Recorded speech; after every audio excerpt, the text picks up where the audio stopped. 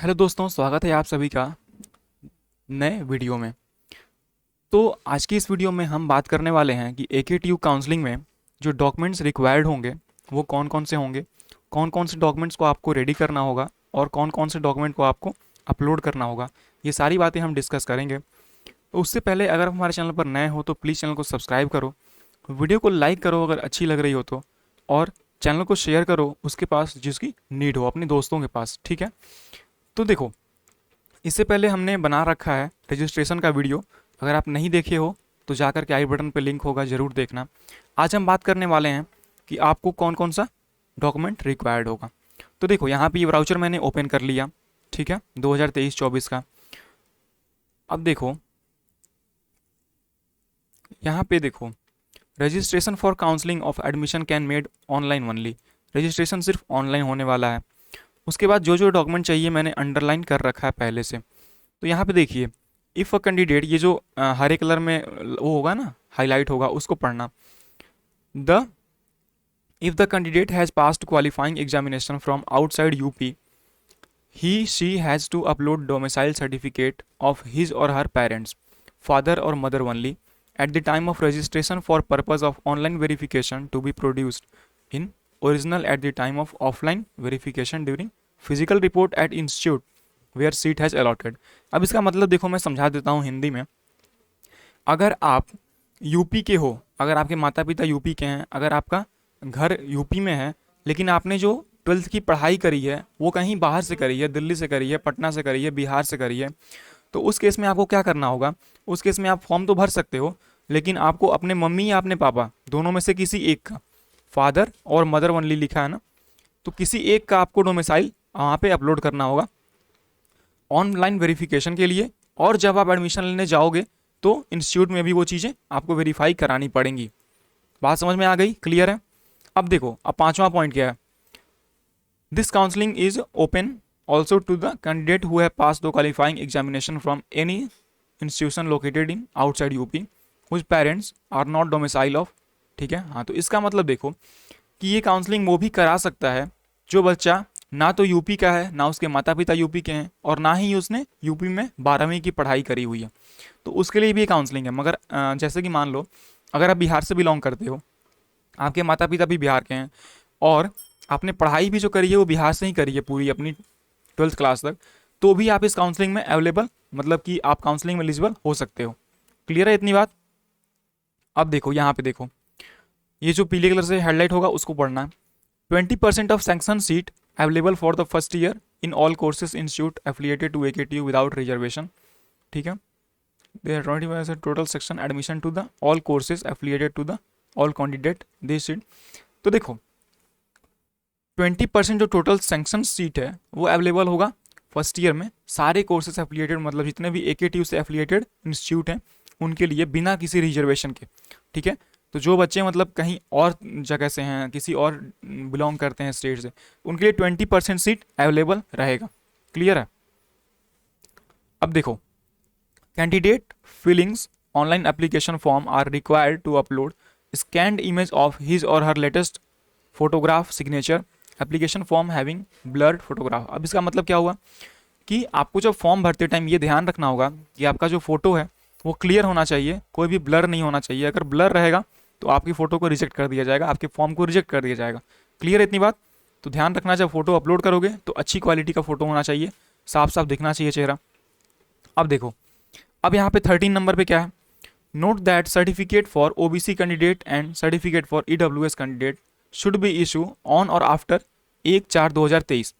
अब देखो, जो बच्चे OBC कैटेगरी से हैं या फिर EWS कैटेगरी से हैं, तो अगर वो सर्टिफिकेट अपलोड करते हैं तो उनका जो सर्टिफिकेट है वो लेटेस्ट होना चाहिए। 1/4 मतलब कि 1 अप्रैल 2023 के बाद का ही होना चाहिए, तभी वो एक्सेप्ट होगा, नहीं तो वो रिजेक्ट कर दिया जाएगा। ठीक है, तो ध्यान रखना, जब भी आप अपलोड करोगे तो अपना जो सर्टिफिकेट है ना वो या तो नहीं बना होगा तो बनवा लो, और नहीं तो 1 अप्रैल के बाद का ही वो इशू होना चाहिए। इशू डेट देख लेना वहाँ पे ध्यान से।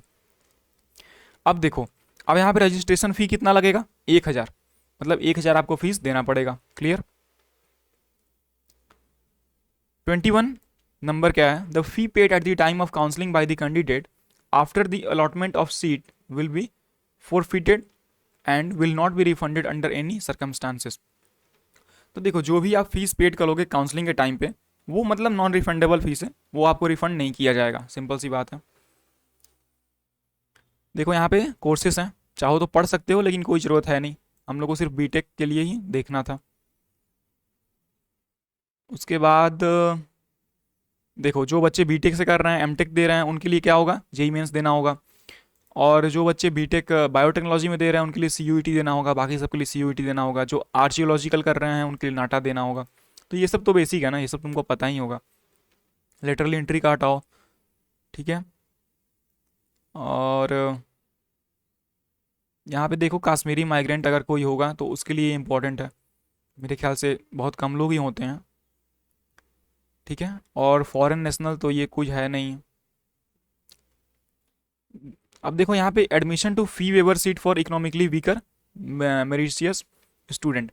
तो देखो फी वेवर सीट एक होती है जिसमें कि आपको ट्यूशन फी नहीं देना पड़ता है, तो उसके लिए ये नोटिस है, आप चाहो तो इसको पढ़ लेना। अब आ जाते हैं एलिजिबिलिटी क्राइटेरिया के लिए। सबसे इंपॉर्टेंट जो है एलिजिबिलिटी क्या होने वाला है। तो देखो अगर आप बीटेक एमटेक के लिए भर रहे हो फॉर्म, तो आपको 12th पास होना चाहिए 45% मार्क्स से। अब सब्जेक्ट कंपलसरी कौन कौन सा है, आपके 12th में फिजिक्स और मैथ तो होना ही चाहिए, तभी आप बीटेक कर सकते हो। एटलीस्ट वन सब्जेक्ट ऑप्शनल में, या तो आप केमिस्ट्री लो, बायोटेक्नोलॉजी लो, बायोलॉजी लो, ठीक है। और आपको एग्जाम कौन सा देना होगा, जेई मेंस 2023, क्लियर। अगर आप बायोटेक्नोलॉजी से हो तो आपको फिजिक्स, मैथ्स और बायोलॉजी, फिजिक्स होना चाहिए और मैथ्स बायोलॉजी में ऑप्शन है, और लिखा है ना ऑप्शन है। और सीयूईटी एग्ज़ाम आपको देना पड़ेगा। ऐसे ही है, एग्रीकल्चर के लिए भी सीयूईटी का एग्ज़ाम है, फार्मा के लिए सीयूईटी है। चलो नीचे देखते हैं और कहाँ पे इम्पोर्टेंट हो सकता है कुछ। हाँ देखो, a candidate who gets compartment repeat in the theory 12th examination will be eligible for admission under counseling process if he or she clear the same by appearing supplementary examination and upload it with marksheet before the last date of registration for counseling। तो देखो इसका क्या मतलब है कि जिसको भी कंपार्ट लग गया है, मतलब 12th में जो सब्जेक्ट में बैक लग जाती है, कंपार्ट लग जाती है, तो वो भी दे सकता है। कंडीशन क्या है कि आपको उसी साल, मतलब आपको उसी साल उस एग्ज़ाम को क्लियर करना होगा, उस सब्जेक्ट को क्लियर करना होगा सप्लीमेंट्री एग्ज़ाम को दे करके, तो आप वहाँ पे अपलोड कर सकते हो, वो एलिजिबल हो जाएगा, क्लियर है।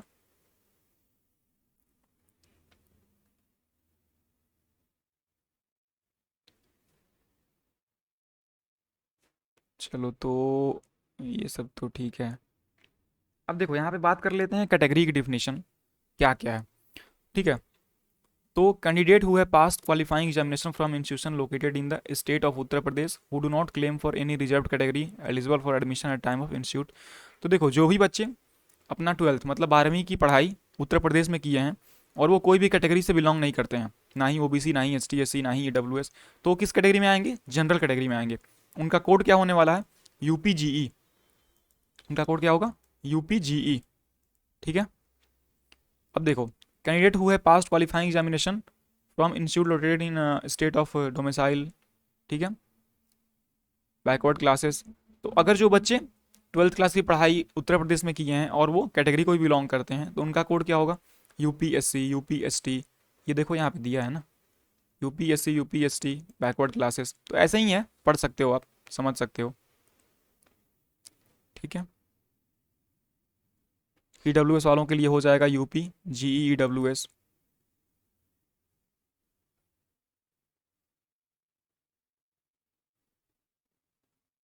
और कुछ इंपॉर्टेंट है तो देख लेते हैं।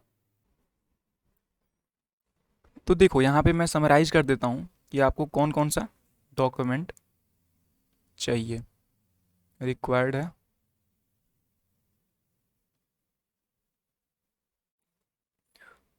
तो सबसे पहले तो ये देखो कि आपका जो 12th का मार्कशीट है,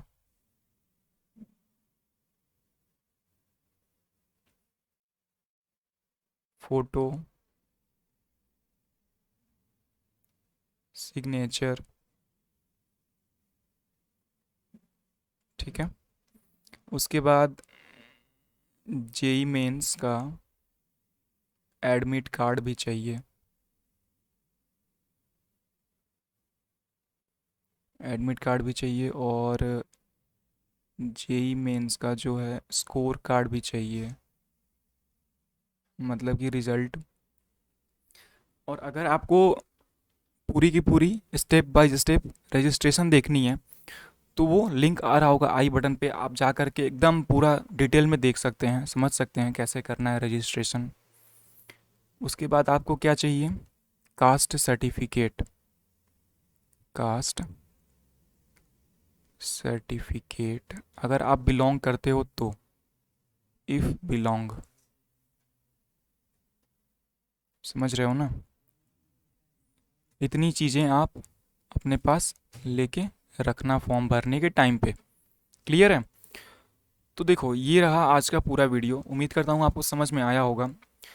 देखो अगर समझ में आया है तो वीडियो को लाइक करो और कमेंट करके हमें ज़रूर बताओ कि कैसा लग रहा है वीडियो, समझ में आया कि नहीं है। कुछ भी प्रॉब्लम अगर है पूछना है तो कमेंट करो, और चैनल को प्लीज़ से सब्सक्राइब करके जाओ, क्योंकि अगर जो अपडेट आएगा ना, क्योंकि अभी तो काउंसलिंग स्टार्ट हुई है, अभी चॉइस फिलिंग होगा, रिजल्ट आएगा, मेरिट लिस्ट जारी होगी, तो पूरा का पूरा अपडेट आपको यहाँ पे मिलता रहेगा। समझ रहे हो। चैनल को प्लीज़ सब्सक्राइब कर लो। और अगर आप फुल वीडियो देखना चाहते हो रजिस्ट्रेशन का तो या तो चैनल पे विजिट करके देखो, और नहीं तो आई बटन पे लिंक आ रहा होगा, वहाँ से आप देख सकते हो। Thank you.